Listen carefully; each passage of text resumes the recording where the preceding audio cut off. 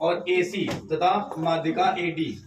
पहला त्रिभुज बोला गया है, उसमें बोला है एक त्रिभुज ABC की भुजाएं AB और AC तथा माध्यिका AD एक अन्य त्रिभुज की भुजाओं PQ और PR तथा माध्यिका PM के समानुपाती हैं, तो दर्शाइए कि त्रिभुज ABC समरूप है त्रिभुज PQR के। चित्र नहीं दिया गया है, तुम्हें चित्र बनाना है। सबसे पहले हम चित्र बना लेते हैं।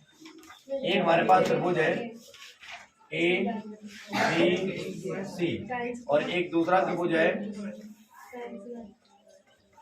जिसका नाम है PQ और R। एक त्रिभुज है ABC, दूसरा त्रिभुज है PQR। त्रिभुज ABC की एक माध्यिका है AD। माध्यिका क्या है? AD। और PQR की एक माध्यिका है PM। इस माध्यिका को इंग्लिश में क्या बोलते हैं? ठीक है। अब उसके बाद हमसे बोला है क्वेश्चन में कि जो दिया है पहले वो लिख लेते हैं। दिया है क्या? दिया है पहले त्रिभुज की भुजा AB, पहले त्रिभुज की भुजा AB और बटे में दूसरे त्रिभुज की भुजा PQ। ये क्या हो गया? पहले त्रिभुज की भुजा AC बटे में दूसरे त्रिभुज की भुजा PR और पहले त्रिभुज की माध्यिका AD और दूसरे त्रिभुज की माध्यिका PM। ये समानुपात में है। ये हमें क्वेश्चन में दिया है। ये तो दिया है ना कि AB और AC और AD समानुपात में है PQ, PR और PM के। जो सिद्ध करना है वो क्या है? सिद्ध करना है त्रिभुज ABC समरूप त्रिभुज PQR। ये दोनों को क्या करना है? समरूप करना है। हाँ, ये नहीं बताया गया, ये हमें सिद्ध करना है। ठीक है, तो समरूप करने में कहाँ दर्शाइए कि त्रिभुज, ये नहीं बताया। ये दूसरा है, वो दूसरा था। अंतर दोनों समझो। उसमें क्या दिया गया था? उसमें दिया गया था AB बटे में PQ बराबर में AD बटे में PM बराबर में BC बटे में QR। ये आधार वाली भुजाओं का अनुपात बराबर दिया गया था। बट इस क्वेश्चन में AB बटे में PQ बराबर AC बटे में PR बराबर AD बटे में PM। ठीक है, दोनों में। यहाँ पर हमें ये याद करना पड़ेगा कि हम जानते हैं कि किसी दो त्रिभुजों की माध्यिकाएं समानुपाती हों तब उसकी जो नीचे वाली भुजाएं हैं वो भी समानुपात में होती हैं। तब ये जो भुजाएं हैं तब सम्मुख भुजा या फिर तब सम्मुख भुजाएं समान अनुपात में होती हैं। समान अनुपात में होती हैं। तो ये हमें पॉइंट लिखना पड़ेगा। हम जानते हैं कि किसी दो त्रिभुजों की माध्यिकाएं समान अनुपात में। यहाँ पर हमें दिया गया है कि पहले त्रिभुज की माध्यिका AD ये अनुपात में है क्या? PM। तो अगर माध्यिकाएं समान अनुपात में है तो उनके सम्मुख भुजा जो ये वाली होंगी उनका भी अनुपात कैसा होगा? बराबर होगा। तो यहाँ पर हमें दिया गया है कि AD बटे में PM बराबर, यहाँ पर हम कह सकते हैं कि जो BD होगा उसका अनुपात किसके साथ में होगा?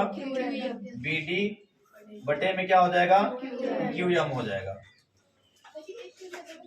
हाँ, दोनों को भी कर सकते हो। CD बटे में MR कर सकते हो।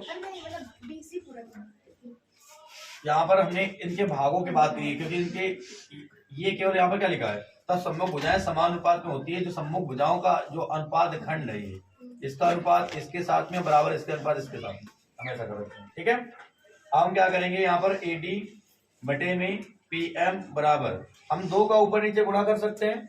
हमने अंत में 2 का गुणा कर लिया तो 2BD और बटे में QM ऐसे लिख लिया। तो लिखेंगे हम AD बटे में PM बराबर, हमने एक में ही गुणा किया है ऐसे।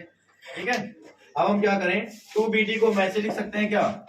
BD प्लस BD और अपान में इसको 2QM को क्या लिख सकते हैं? QM plus QM। और हम हमें पता है, कल मैंने बताया था कि अगर ये माध्यिका है तो ये सम्मुख भुजा को क्या करेगी, बराबर बराबर दो भागों में विभाजित करेगी। तो हम BD और बराबर क्या होगा, DC होगा। तुम लिख सकते हैं कि BD बराबर किसके होगा, DC, क्योंकि उसने सम्मुख भुजा पर माध्यिका बोला है। AD इक्वल टू नहीं, AD अपॉन में PM, 2BD को हम क्या ऐसे लिखा वो 2x, तो 2x को ऐसे नहीं लिख सकते x प्लस x, लिख सकते हैं ना। तो 2BD को हम ऐसे लिख सकते हैं BD प्लस BD। BD बराबर किसके होगे, DC के। ऐसे ही जो QM होगा वो किसके बराबर होगा, MR के बराबर होगा, क्योंकि सामने माध्यिका है। तो हम ऐसे लिखेंगे AD बटे में PM बराबर BD प्लस एक BD, अब क्या लिख देंगे, और बटे में QM, एक QM की जब क्या लिख देंगे, MR। AD बटे में PM बराबर BD plus CD, BD plus CD क्या हो जाएगा, BC हो जाएगा। QM plus MR, QM plus MR क्या हो जाएगा, QR हो जाएगा। इसको मान लिया समीकरण नंबर 1, ठीक है। अब उसके बाद पुनः हमारे पास जो स्टार्टिंग में दिया गया था वहां पर चलते हैं। क्या दिया गया था, AB बटे में PQ बराबर AC बटे में PR बराबर AD बटे में PM। अब क्या लिखेंगे, समीकरण नंबर 1 से, समीकरण नंबर 1 से मान रख देंगे। ये तो ऐसे रहेगा AB बटे में PQ बराबर AC बटे में PR बराबर AD बटे PM की जगह क्या लिखेंगे हम, BC बटे में QR। अब अगर इसको ध्यान से देखें तो क्या मिला हमें, AB बटे में PQ, AC बटे में PR, BC बटे में QR, मतलब पूरे बड़े वाले त्रिभुज की तीनों भुजाओं का अनुपात इस पूरे बड़े वाले त्रिभुज के तीनों भुजाओं के अनुपात के बराबर है। और इस अवस्था में अगर पहले त्रिभुज के तीनों भुजाओं का अनुपात दूसरे त्रिभुज के तीनों भुजाओं के अनुपात के बराबर हो, तो ऐसी अवस्था में कह सकते हैं दोनों त्रिभुज कैसे होते हैं। तो क्या लिखेंगे, कौन सा नियम लगेगा, SSS समरूपता नियम से, SSS समरूपता नियम से कौन सा त्रिभुज है, त्रिभुज ABC समरूप होगा त्रिभुज PQR। तो हमें यही करना था। तो उसके लिए इस क्वेश्चन के लिए इंपॉर्टेंट ये है कि तुम्हें क्या करना है, इस लाइन को याद रखना है कि हम जानते हैं कि किसी दो त्रिभुजों की माध्यिकाएं अगर समान अनुपात में है तो उनके सम्मुख जो भुजा है उसके जो खंड होते हैं वो भी समान अनुपात में होते हैं, ठीक है। क्वेश्चन 15 लिखा है, लंबाई 6 मीटर वाले एक ऊर्ध्वाधर स्तंभ की भूमि पर छाया की लंबाई 4 मीटर है, जबकि उसी समय एक मीनार की छाया की लंबाई 28 मीटर है। मीनार की ऊंचाई ज्ञात करो। याद करते हैं, तुम्हें बता देते हैं, अगर जब बात करता है उसी समय की, एक ही समय पर जब हम उन्नयन कोण देखते हैं तो हमेशा बराबर होते हैं। यहाँ पर बोला गया है कि एक हमारे पास क्या है, 6 मीटर ऊर्ध्वाधर स्तंभ, इस ऊर्ध्वाधर स्तंभ है जिसकी ऊंचाई कितनी है, 6 मीटर है। इसकी छाया की लंबाई कितनी है, 4 मीटर है। इसकी छाया की लंबाई कितनी है बेटा, 4 मीटर है। तो अगर हम देखें तो एक त्रिभुज बना देगा ऐसे। मान लिया इसका नाम है A और B और ये C। एक दूसरा बोला कुछ और, उसी समय एक मीनार की छाया की लंबाई 28 मीटर है। ये मीनार है हमारे पास, ये क्या है, मीनार है, और इस मीनार की जो छाया की लंबाई है वो 28 मीटर है। इस मीनार की ऊंचाई बताना है। तो ये मान लिया P और ये Q और ये R, इसके तुम्हें क्या बताना है, ऊंचाई बताना है। उसी समय की बात कर रहा है, ये ऊर्ध्वाधर है, इसका मतलब यहाँ पर कितना होगा, 90, और यहाँ भी कितना होगा, 90। याद रहे जब सेम टाइम पे बात करता है तो उसका ये उन्नयन कोण जो होता है वो हमेशा बराबर होता है। ये वाला जो कोण होगा वो हमेशा इसके बराबर होगा, क्योंकि बात उसी समय की कर रहा है। सेम टाइम पर उन्नयन कोण जो होते हैं वो कैसे होते हैं, बराबर होते हैं। तो चलो देखते हैं, दोनों त्रिभुजों को हम समरूप करेंगे। क्या करेंगे, हम समरूप करेंगे। किसी को मन में आ रहा होगा हाइट एंड डिस्टेंस से कर सकते हैं, क्या नहीं कर सकते हैं, क्यों नहीं कर सकते हैं, कोण नहीं कर सकते। हाइट एंड डिस्टेंस तब लगाते हैं जब कोण पता होता है। तो हम क्या लिखेंगे, त्रिभुज ABC तथा दूसरा त्रिभुज PQR में, दोनों त्रिभुजों में हम क्या करेंगे, यहाँ पर पहले समरूप करने के लिए हमें कोई दो कोण बराबर होने चाहिए। एक कोण ये बराबर है, एंगल ABC बराबर एंगल PQR, ये किसके बराबर है, 90 डिग्री के।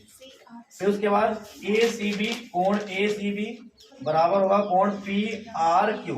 ये क्यों, क्योंकि ये है उन्नयन कोण उसी समय का। क्या है, उन्नयन कोण उसी समय का।